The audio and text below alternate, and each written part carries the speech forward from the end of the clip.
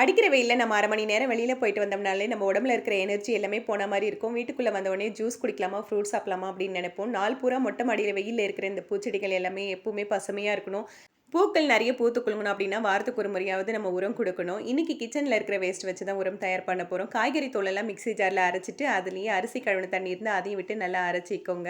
அரிசி, பருப்பு கழுவின தண்ணி, காய்கறி அலசின தண்ணி இதெல்லாம் எடுத்து வச்சிருக்கேன். இதோட அரைச்ச விழுது, சாதம் வடிச்ச கஞ்சி, மாவு பாத்திரம் தான் அந்த அடியில கொஞ்சம் தண்ணி விட்டு அலசி, அதையும் இதோட சேர்த்து மூடி போட்டு 1 வாரம் நல்லா புளிக்க வச்சுக்கணும். ஏற்கனவே இத புளிக்க வச்சிருக்கேன். இத நல்லா கலந்து விட்டுட்டு, 20 லிட்டர் தண்ணீல 2 லிட்டர் மட்டும் மிக்ஸ் பண்ணிட்டு குடுக்கணுங்க. தண்ணி 20 லிட்டருக்கு மேல எவ்வளோ வேணாலும் கலந்துக்கலாம். ஆனா குறைவா மட்டும் கலந்து திக்கா குடுத்துறாதீங்க. செடிகளுக்கு உரம் சீக்கிரம் எடுத்துக்கணும் அப்படின்னு திக்கா குடுத்தீங்கன்னா, வேர் கருகி போயிடும், இலையும் கருகி போயிடும், அப்புறம் செடியும் கருகி போயிடும். வெயில் காலத்துல இந்த மாதிரி நீர் உரங்கள் குடுக்கும்போது, அது குளுக்கோஸ் மாரி சீக்கிரமே எடுத்துக்கிட்டு செடிகளும் செழிப்பா வளருங்க. நீங்களும் ட்ரை பண்ணி பாருங்க. வீடியோ பிடிச்சிருந்தா லைக்